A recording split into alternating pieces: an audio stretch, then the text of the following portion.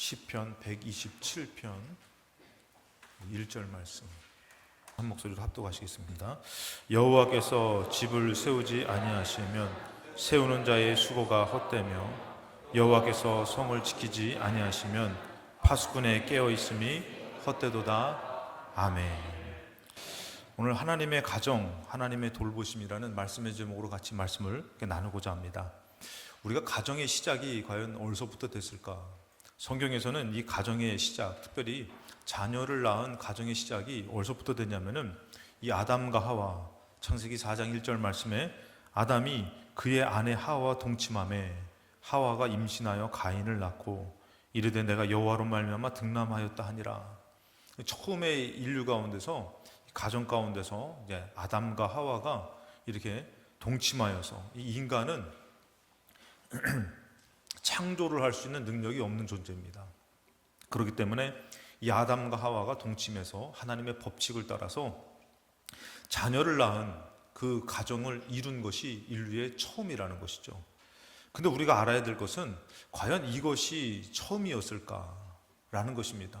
그 전에 이 인간의 가정을 꾸리기 전에 신과 인간의 관계가 이루어지는 것을 볼 수가 있습니다.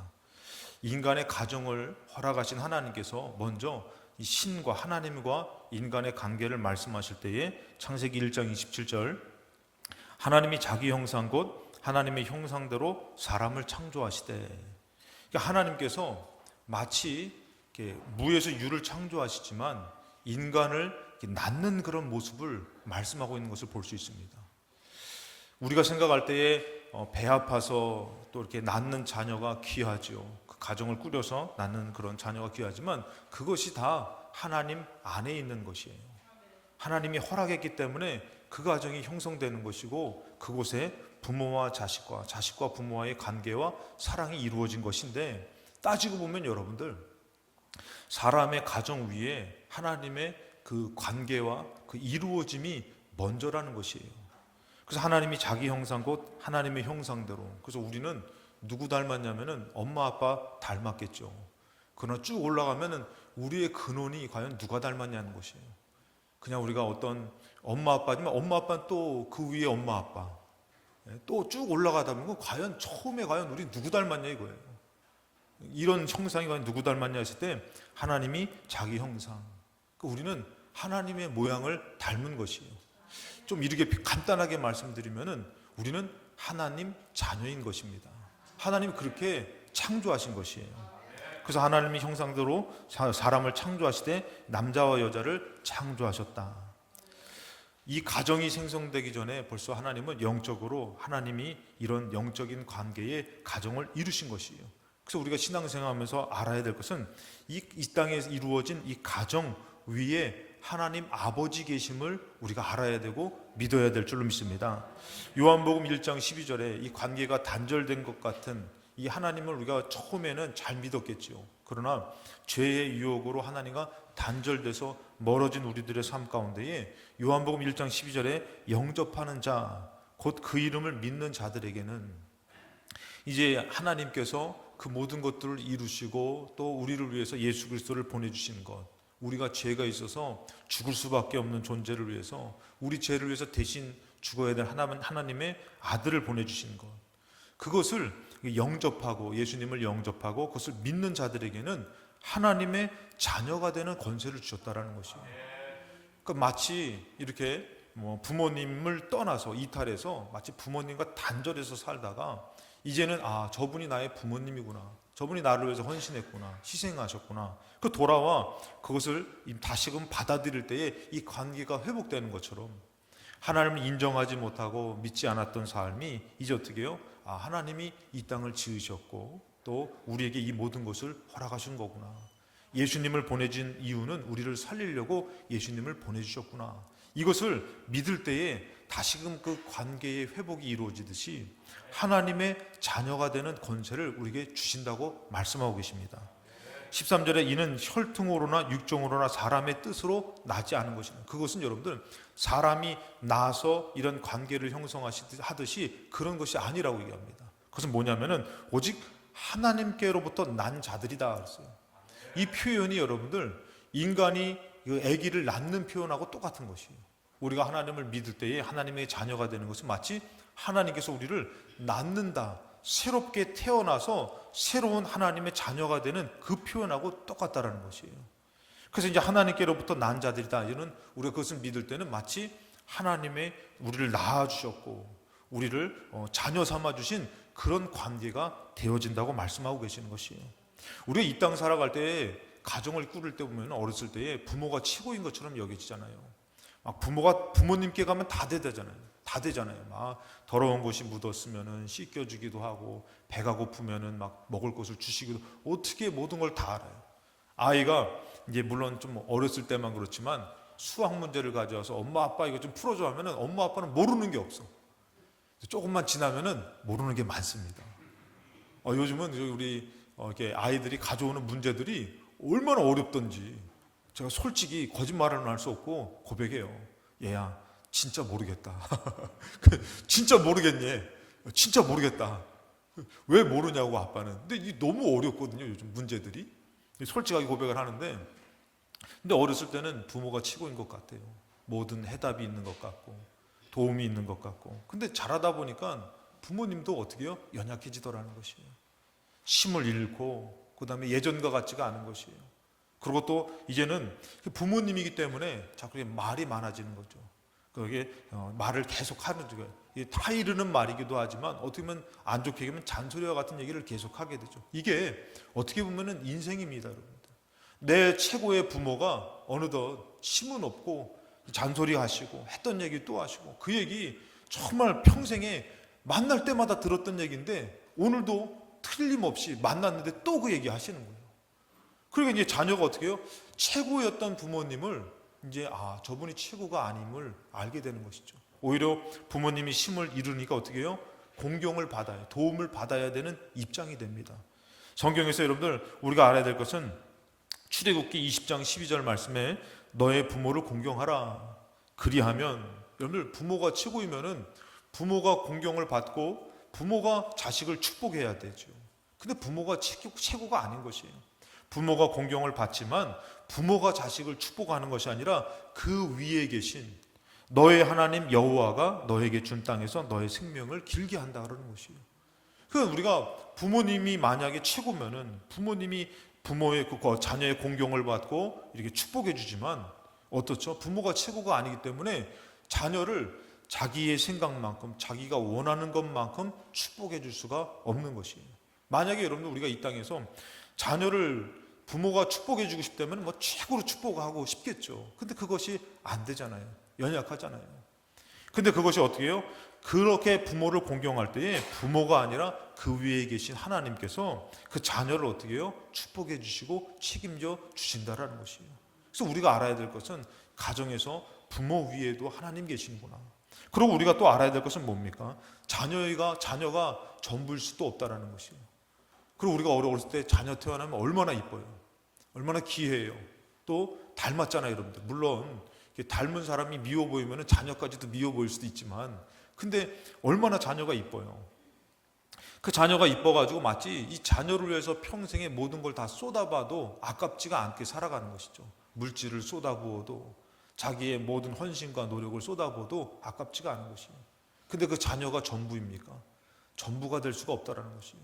그렇게 믿고 따르던 자녀가 조금 머리 크면 어떻게 해요? 반항하기 시작하는 것이에요. 그 쉬운 심부름도 반항하고, 그리고 뭐 자기 안에 못마땅한 것을 갖고 그러는 거예요. 전부인 줄만 알았더니. 또 어떻습니까? 그래도 순종하고 잘 따랐던 자녀다 할지라도 다시 가정을 꾸려서 살더라는 것이에요. 이제는 예전과 같지가 않은 것이에요. 같이 품 안에 같이 안아서 잠을 자기도 하고 얘기를 했던 그런 자녀가 아닌 것이에요. 그가 그의 삶이 있기 때문에 같은 시간을 함께 할 수 없는 그런 일들이 되어지는 것을 볼 때에 자녀도 전부가 아니더라는 것이에요. 성경에서는 얘기하죠, 여러분들. 창세기 2장 24절, 이러므로 남자가 부모를 떠나 그의 아내와 합하여 둘이 한 몸을 이룰지다.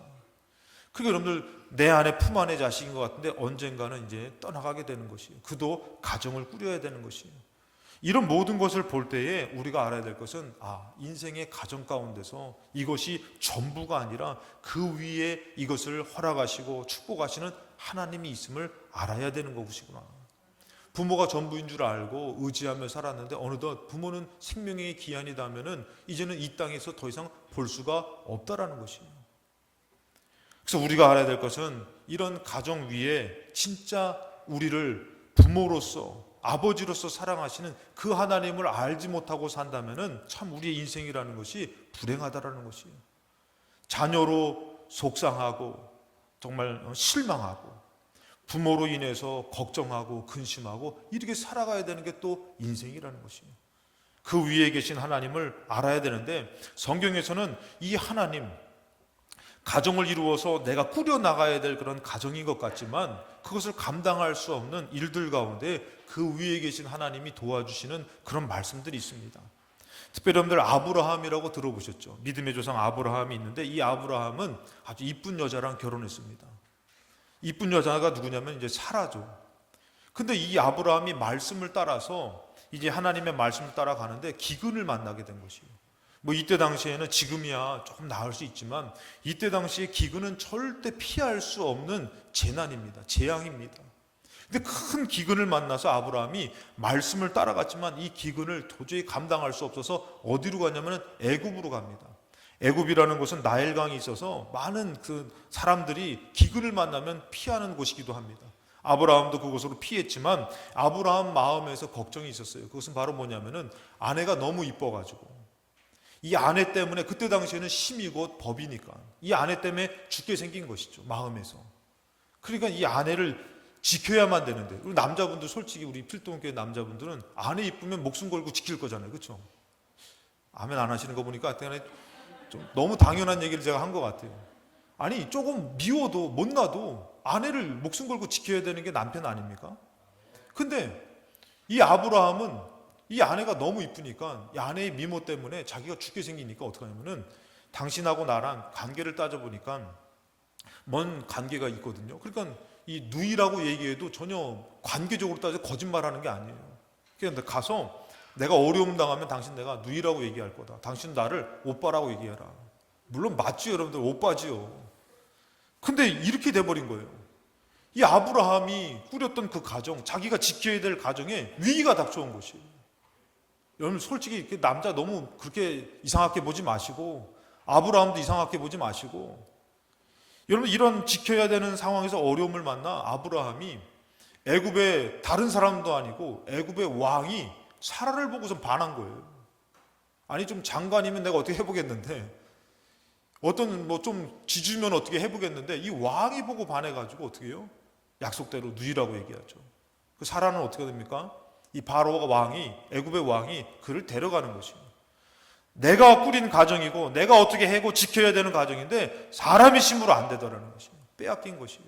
근데 그 위에 계신 하나님이 어떻게 하시죠? 창세기 12장 17절 여호와께서 아브라함의 아내 사라의 일로 말미암아 바로와 그 집에 큰 재앙을 내리십니다. 하나님께서 내가 사랑하는 내 아들의 가정 아브라함의 가정인데 아내를 뺏긴 그 슬픔이 얼마나 크겠어요. 그러니까 하나님이 지켜주셔서 바로의 재앙을 내리니까 바로가 이 일이 무엇 때문에 생겼을까 하면서 고민하다가 깨닫게 되는 것입니다. 이것을 깨닫게 돼서 어떻게 됩니까? 창세기 12장 20절에 바로가 사람들에게 그의 일을 명하며 그들이 그와 함께 그의 아내와 그의 모든 소유를 손 하나 건드리지 않고 다시 돌려보내다라는 것입니다. 이게 사람으로 지킨 것입니까? 아니면 그 가정 위에 계신 하나님이 돌봐주신 것입니까? 하나님이 돌봐주시더라는 것입니다. 이것을 모르면 여러분들 우리는 내 가정에 목을 매면서 마치 내 가정을 위해서 하나님을 버려도 무방하다고 생각해요. 그러나 사람의 힘으로는요 한계가 있는 것이에요. 지킬 수가 없는 것이죠. 먼 미래를 알지 못합니다. 그러나 성경에서 또 어떤 말씀이냐면 창세기 45장에 보면은 요셉이라는 인물이 나오죠. 요셉이 이 가정에서 이제 부인이 야곱의 부인이 이때 당시에는 이게 가능한 일이지만 4명이 있었습니다. 4명의 부인 중에서 가장 사랑하는 라헬이라는 그런 아내가 있었는데 라헬이 낳은 아들이 요셉이 있어요. 그러니까 다른 자녀들도 있지만 이 요셉을 야곱이 특별하게 사랑했어요. 그를 사랑하니까 나머지 형들이 요셉 밑에 동생은 1명 있어요. 12명의 아들 가운데서 동생 1명 있고 나머지 형들 10명이 요셉을 미워하는 것이에요. 시기하는 것이에요. 그래서 요셉을 죽여버리겠다고 달려들어가지고 죽이지는 못하고 어떻게 하면 요셉을 애굽의 노예로 팔아버립니다. 그 요셉이 그런 아주 슬픈 인생을 겪게 되니, 슬픈 것을 겪게 되니, 어디서요? 가정 안에서. 그랬을 때에 이 요셉이 나중에 애굽에서 총리가 되죠.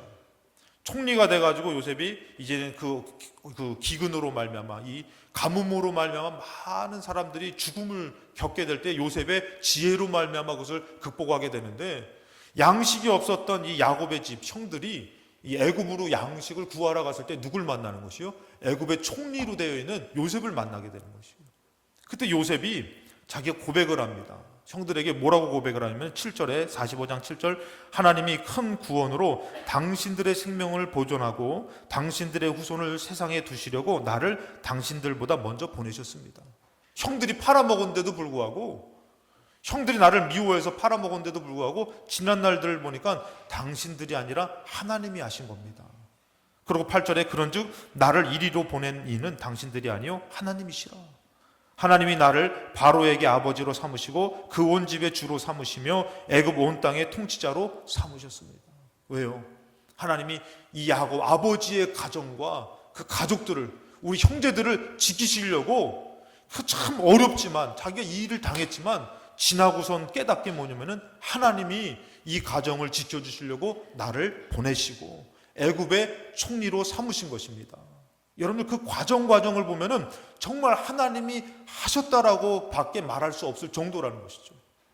감옥에서 좀 오랜 시간을 있게 됐는데 빨리 나갈 수 있는 기회가 있음에도, 근데 그 기간이 바로 이제 총리가 될 수 있는 나이의 기한이 또 있는 것이에요. 그 지나고 보니까 이게 그냥 사람의 그냥 일들로 그냥 어떻게 우연의 일치로 온 게 아니라 하나님의 도우심으로 이렇게 나온 것을 요셉이 알고, 하나님이 나를 보냈습니다. 왜? 이 가정을 살려주시려고. 야곱 하나님을 믿는 이 가정을 돌봐주시려고. 그래서 여러분들 우리가 알아야 될 것은 내가 지키는 것, 내가 돌보는 것, 내 가정, 여러분들 이것은 불가능한 것입니다. 언젠가는 내려놔야만 되고 우리 힘으로는 불가능한 일이더라는 것이에요. 그렇기 때문에 우리가 알아야 될 것은 그 위에 우리 가정을, 믿음의 사람을 돌봐주시는 하나님 있음을, 가정 위에 하나님 있음을 알아야 되고, 이제 우리가 믿음을 가졌다면 이제 어떻게 해요? 믿음의 사람은 그 하나님을 의지하며 살아야 된다라는 것이에요. 자녀들이 내 뜻대로 됩니까? 부모님들이 정말 우리가 생각하는 그 부모님의 모습을 갖고 삽니까? 안 그런 것이요. 인간은 연약한 것이요. 그렇기 때문에 믿음이 있다고 하나님을 알고 믿는다면은 이제는 하나님의 도움을 구하면서 살아야 되는 것이 우리의 인생이더라는 것이에요. 이 아브라함, 하나님의 큰 복을 받았던 아브라함, 창세기 24장 1절에 아브라함이 나이가 많아 늙었고 여호와께서 그에게 범사의 복을 주셨다. 하나님의 복을 받았던 아브라함입니다. 그랬을 때 아브라함에게 지금 창세기 23장에 이 사라는 이제 죽었어요. 이제 늙어서 죽고 이제 아브라함이 남고 아브라함과 사라 가운데에 있는 이 이삭이라는 아들이 있죠. 그때 이 아브라함이 2절에 아브라함이 자기 집 모든 소유를 맡은 늙은 종에게 이르되 청하건대 내 허벅지 밑에 손을 넣어라. 그리고 3절에 내가 너에게 하늘의 하나님 땅의 하나님이신 여호와를 가리켜 맹세하게 하노니 너는 내가 거주하는 이 지방 가나안 족속의 딸 중에서 내 아들을 위하여 아내를 택하지 말고 내 고향 내 족속에 가서 내 아들 이삭을 위하여 아내를 택해라. 이삭의 아내를, 며느리를 택해야 되는데 이 아브라함이 누구를 의지하는 거죠? 하나님을 의지하는 것이에요. 여러분 이때 당시에 아브라함은 이 지역에서 상당히 인기 있고 나름대로 인정받았던 사람입니다. 한 족속에서도 이 사라가 죽었을 때에 우리들에게 와서 우리가 장사를 지내게 도와주게 해달라. 그래서 우리들의 굴이 있으니 여기서 장사를 지내게 해라. 이 정도로 아브라함이 가는 곳마다 인정받았던 사람이 아브라함이에요. 말만 하면 내 아들의 자녀를 내 아들 이삭을 장가 보내야 됩니다 하면은 좋은 가문의 여인들이 줄을 설 것이에요. 근데 아브라함은 그게 아니에요. 이 가정을 복 주신 하나님, 내 자녀를 이제 다시 가정을 꾸릴 때에 누가 도와주셔야 되는 것이에요? 하나님이 도와주셔야 된다.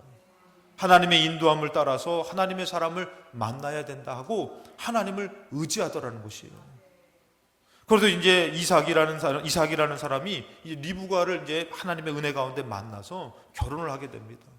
그리고 어머니가 돌아가신 이후로 이 아내를 맞이하여서 큰 위로를 받았다고 성경에서 말하는데, 근데 문제가 있습니다. 그것은 바로 뭐냐면은 창세기 25장 21절에 이삭이 그의 아내가 임신하지 못함으로 임신이 안 되는 것이에요. 이 문제가 있는 것이에요. 그 여러분들 이런 문제 가운데에 믿음의 사람은 어떻게 한다고요? 여러분 물론 요즘은 뭐 시험관 이런 게 인공수정 뭐 여러 가지 일이 있지만 여러분 그것을 하지 말라는 것이 아니라 그 마음에서 먼저 누구를 찾아야 되느냐? 하나님을 의지하는 것이 있어야 된다는 것이죠. 이 아내가 임신하지 못함으로 그를 위하여 이삭이 뭐합니까? 여호와께 간구하매.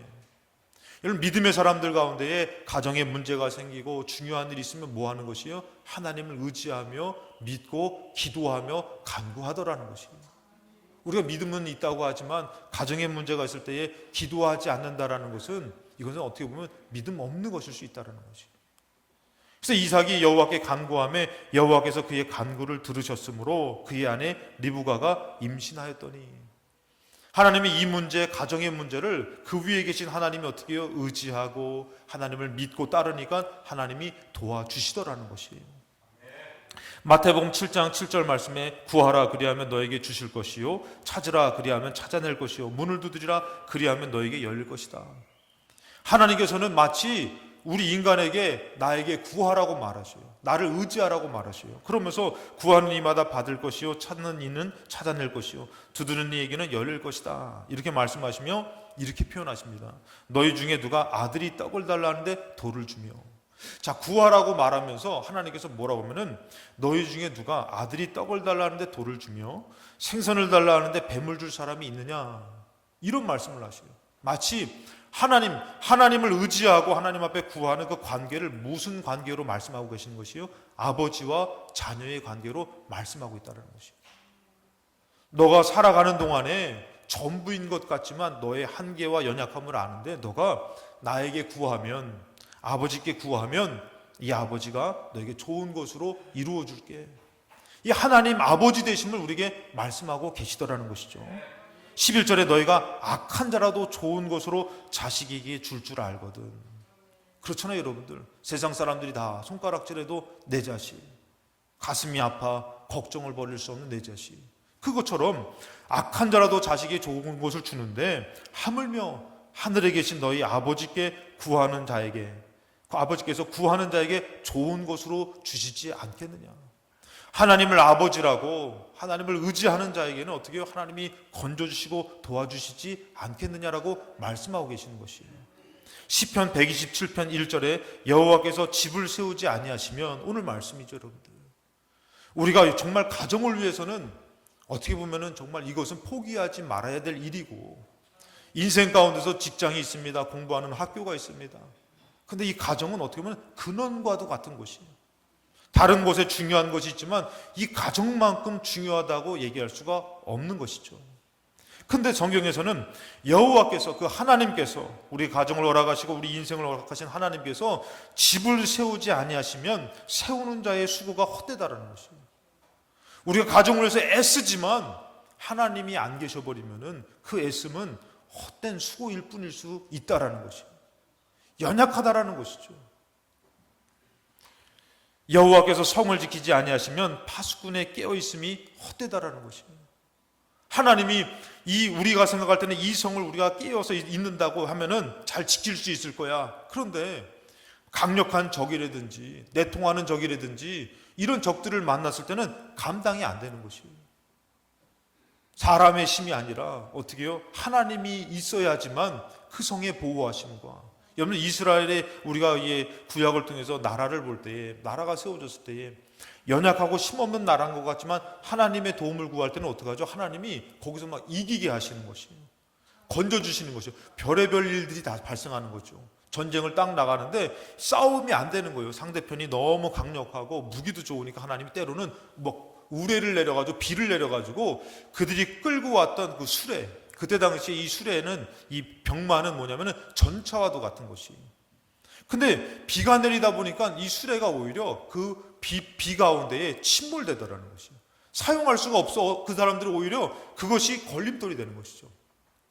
그런 일들, 때로는 전쟁 가운데 힘이 없으니까 하나님께서 성경의 표현에 왕벌을 보내셨다는 것이에요. 이 왕벌, 여러분들 작은 벌 쎄도, 제가 우리 어렸을 때에 우리 형님이 이 산밭에 갔는데 거기에 뭐가 있냐면은 이 땅벌이 있는 거예요. 땅벌이 맞죠? 이게 땡벌이 아니죠, 여러분들. 땅벌이 있는데, 근데 그걸 하는데 형님이 뭔지 몰랐어요. 근데 막 갑자기 너무 아프다고 막. 근데 뭐냐면 그 작은 땅벌인데도 얼마나 강력한지 그걸 쏘이니까 너무 아프다고 막 그러더라고요. 저도 한 번은 이제 벌에 쏘인 적이 있어서 머리를 쏘인 적이 있습니다. 그때부터 상태가 좀 안 좋았던 것 같아요. 예. 머리를 쏘인 적이 있었는데, 그 형님이 장난한다고 옛날에 이렇게 고무줄에다가 이렇게 종이를 껴가지고 이렇게 탁 맞추는 게 있거든요. 근데 지푸라기인데 말벌이 있으니까 이제 그거를 형님이 장난한다고 탁 쐈는데 이게 맞더니 저한테 와가지고 화풀이를 여기에서 쏘아버린 거예요. 또 우리 할머니께서는 야, 이게 벌 쐈을 때에 뭐가 좋냐면 된장이 좋다 그래가지고 또 머리에다 된장을 발라주셔가지고, 예. 그런 적이 있습니다.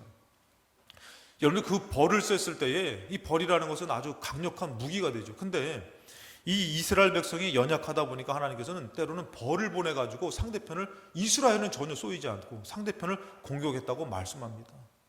사람의 많고 적음이 아니라 우리의 믿음이 과연 이 싸움과 가정과 삶에서 누구를 의지하느냐가 중요한 것이죠. 그 성경에서는 여호와께서 집을 세우지 아니하시면 세우는 자의 수고가 헛되다라는 것입니다. 아무리 노력하고, 여러분 가정 위해서 노력 안 하는 사람이 어디 있어요? 자녀 위해서, 부모 위해서 노력 안 하는 사람이 어디 있어요? 근데 노력하는데 하나님이 안 계시니까 헛되다라는 것이, 지치는 것이죠. 힘든 것이죠. 오히려 그 가정을 통해서 더 많은 상처를 받게 되는 것이에요. 근데 하나님이 계시면 그분으로 힘을 낼 수가 있다라고 말씀하시고, 그 노력한 수고가 헛되지 않다고 말씀하시는 것입니다. 신명기 6장 7절의 말씀에 하나님께서는 그러기 때문에 너희들이 믿음으로 살 때에 너희들이 꼭 알아야 될 것이다. 너희들이 나와의 관계가 있지만 너희들 자녀들도 하나님, 너희들의 삶 가운데 너희들이 연약하지만 그 위에 있는 나와의 관계를 가져야 된다. 그래서 성경에서 뭐라고 하면은 너의 자녀에게 부지런히 가르쳐라. 세상 공부가 아니라 하나님에 대해서, 천지를 지으시고 인생을 허락하시고 가정을 허락하신 이 하나님을 부지런히 가르쳐야 된다. 그러면서 뭐라면 집에 앉았을 때든지 길을 갈 때든지 누워있을 때든지 일어날 때든지 이 말씀을 강론하며 자녀들에게 가르쳐야 된다라고 말씀하셔요. 근데 이것을 가르친다고 되는 것이 아니라 너희들이 해야 될 일이 있다고 말씀하시죠. 그 전에 뭐라고 말씀하시면은 신명기 6장 4절에 이스라엘아 들으라, 우리 하나님 여호와는 오직 유일한 여호와다. 참된 하나님이시다. 너는 마음을 다하고 뜻을 다하고 힘을 다하여 너의 하나님 여호와를 사랑해라. 너가 먼저 그 가정 위에, 인생 위에 있는 나를 어떻게 해요? 마음을 다하고 뜻을 다하고 힘을 다하여 여호와 하나님 나를 사랑하고, 그냥 나는 하지도 않으면서 자녀에게만 하라고 얘기하지 말고 너가 먼저 나를 위해서 열심을 다해서 사랑하고 나를 섬기며, 그러고 어떻게 해요? 너는 6절에 오늘 내가 너에게 명하는 이 말씀 너는 마음에 새겨라. 사람이 주는 말이 아니지 않냐. 하나님이 너가 정말 잘 되고자 너에게 준 이 말씀을 마음에 새기고, 그 다음에 아까 전에 말씀드렸던 7절 말씀이 너의 자녀에게 부지런히 가르쳐라. 너는 하지도 않으면서 그것이 아니다. 너도 나의 도움을 받았다면은 나를 잘 섬기며, 그리고 이 하나님을 너의 자녀에게 또 가르쳐야 된다. 근데 오늘날의 많은 성도들은 여러분들 바쁘죠. 자녀를 위해서 돈이 하나도 아깝지가 않죠. 근데 어떻게 해요? 하나님을 위해서 가리키는 것을 놓칠 때가 많이 있는 것이에요. 그러니까 자녀들은 자라면서 어렸을 때는 교회를 열심히 다니지만 점점 하나님과 멀어질 때도 있습니다. 지금 늦지 않았습니다, 여러분들. 우리가 그 자녀를 위해서 기도하면서 이 자녀가 아니라 그 위에 계신 하나님, 그를 사랑하시는 하나님 앞에 기도하고 간구하면은 하나님이 반드시 도와주실 줄로 믿습니다. 그래서 여러분들, 우리가 인생 살면서 믿음의 사람들이 간증할 때 이런 얘기 들어보셨을 거예요. 자녀를 위해서 기도하는 그 부모가 있는 자녀는 결코 망하지 않는다. 많은 경험된 일이죠, 여러분들. 그래서 우리가 알아야 될 것은, 여러분들, 우리가 이 하나님을 믿고 의지할 때는 내 힘이 아니라, 우리의 한계가 아니라, 우리가 봤을 때는 어떻게 때로는 여러분들, 이 가정 끝났어, 내 부모 끝났어, 내 인생 끝났어, 이런 여러분들 한계의 문제에 부닥칠 때가 있겠죠. 그러나 그 위에 계신 하나님을 볼 때는 반드시 그 하나님께서 그 한계를 뛰어넘어서, 그 문제를 뛰어넘어서 인도하시고 이루어 주실 줄로 믿습니다. 그래서 여러분 우리가 알아야 될 것은 이 하나님이, 우리가 하나님을 믿는다면은 이 하나님이 이 가정 가운데, 이 인생 가운데 반드시 역사하여 주실 거야. 그것을 믿기 때문에 어떻게 하는 것이요? 문제 있는 자녀를 보고, 문제 있는 가정을 보고, 정말 부모님을 위해서 무엇을 쉬지 않는 것이요? 기도를 쉬지 않는 것입니다. 창세기 46장 30절에 이스라엘이 요셉에게 이르되 너가 지금까지 살아있고 내가 너의 얼굴을 보았은즉 지금 죽어도 족하다. 이 말이 왜 나왔냐면은 야곱이 요셉을 그렇게 많이 사랑했잖아요. 다른 자식들보다도 너무 사랑해가지고 요셉한테는 채색옷을 지어 입혔다 그래서 이 채색옷이라는 의미가 나의 전 재산을 너한테 물려준다, 이런 모든 것이 담겨 있어요. 그러니까 이 자식을 너무 사랑했는데 형들이 시기해가지고 요셉을 죽여버리려고 구덩이에 던졌고 죽여버렸는데 죽이지는 못하고 애굽의 노예로 팔았잖아요. 자, 그랬는데 이 야곱의 마음에서는 뭐예요? 자식이 죽어버린 거죠. 형들이 피 묻은 옷을 갖고 와서 동생이 우리에게 올 때에 짐승이 요셉을 잡아먹었습니다 하고 거짓말을 합니다. 이게 그렇잖아요, 여러분들. 이 자식이 죽으면은 이게 어떻게 할 수가 없다 그러잖아요. 그러니까 야곱은 그런 세월을 산 것이에요. 너무 슬픈 세월을 산 것이에요. 요셉만 생각하면은 막 가슴이 미어지는 거죠. 그랬을 때에 이 요셉이 어떻게 해요? 죽은 줄만 알았는데 요셉이 애굽에서 총리가 됐다는 소문을 듣게 된 거잖아요. 그러니까 이 야곱이 뭐라 하면은 요셉에게 이제 뭐라 하면 만나서 너가 지금까지 살아있고 얼마나 슬프게 살았어요. 힘들게 살았어요. 근데 뭐라면 너의 얼굴을 보았는데 이제는 죽어도 족하다. 우리 자녀의 문제가 해결되면 뭐라고요? 우리 부모님들이 그러잖아요. 야, 이제 됐다. 내가 죽어도 여한이 없다. 이런 얘기 하잖아요. 여러분, 이것이 어떻게 보면은 요셉과 야곱의 능력입니까? 하나님이 인도해 주신 것이에요. 그 가정을 인도해 주시고 그 사람을 인도해 주셔서 그것을 이루신 하나님의 뜻이 이가 깨닫게 되니까 야곱도 어떻게 해요? 하나님 앞에서 내 것인 것 같지만 다 내려놓고, 요셉도 어떻게 한 거예요? 하나님 앞에서 내 부모고 내 가정인 것 같지만 다 내려놓고 하나님이 우리 가정을 살리셨습니다. 하나님이 나를 살려주셨습니다. 하나님이 너를 인도하셨구나. 이제 죽어도 족하다. 이렇게 고백하더라는 것이에요. 우리가 믿고 기도하며 의지할 때에 하나님은 결코 버리지 않으십니다. 그 자녀 여러분들 어쩔 때 보면은 어떤 그 부모님의 기도 제목을 들어보면은 정말 자녀가 너무 힘들게 하는 그런 자녀들. 근데 하나님은 어떻게 하냐면은 그 부모가 그 자녀를 위해서 기도하길 원하는 것이에요. 다른 사람은 몰라도 너만큼은 그 자녀를, 그 가정을 포기하지 않고, 우리 필동교회 교인들은 그런 분은 없으시겠지만 포기하신 자녀 있으면 포기하지 마시고, 여러분 그것을 나의 손에 두지 마시고 하나님 앞에 맡기며 기도하시면 하나님이 인도해 주실 줄로 믿습니다. 예전에 그런 자녀를 제가 간증을 들은 적이 있어요. 너무 세상 말로 개망난이라는 거예요, 아들이. 그 어떻게 막 기도를 하고 군대 가서도 막 선임들한테 막 그냥 대들고 하다가 이빨이 다 나갔다는 거예요. 근데 그 사람이 어느 순간에 그 어머니의 막 피눈물 흘리는 기도 같은 기도가 있을 때에 어느 순간에 이 사람이 거기서 크게 깨닫게 된 거예요. 회심하게 된 것이에요. 자기 멋대로 살다가. 그래서 그가 돌이켜가지고 나왔을 때는 완전 새 사람으로 바꿔준 그런 간증을 들어본 적이 있습니다. 여러분, 우리 손에 두었을 때는 포기할 수밖에 없어요. 제가 일부 예배 때도 말했지만 부모님이 치매가 걸려가지고 그냥 그때 당시에 뭐 요양병원이 있습니까? 뭐가 있습니까? 벽에 막 그냥 대변을 칠하고 막 그냥 대소변을 마음대로 싸시고, 그러니까 이 자녀가 너무 충격을 받고 하니까 언제까지 이게 감당하냐 이거예요.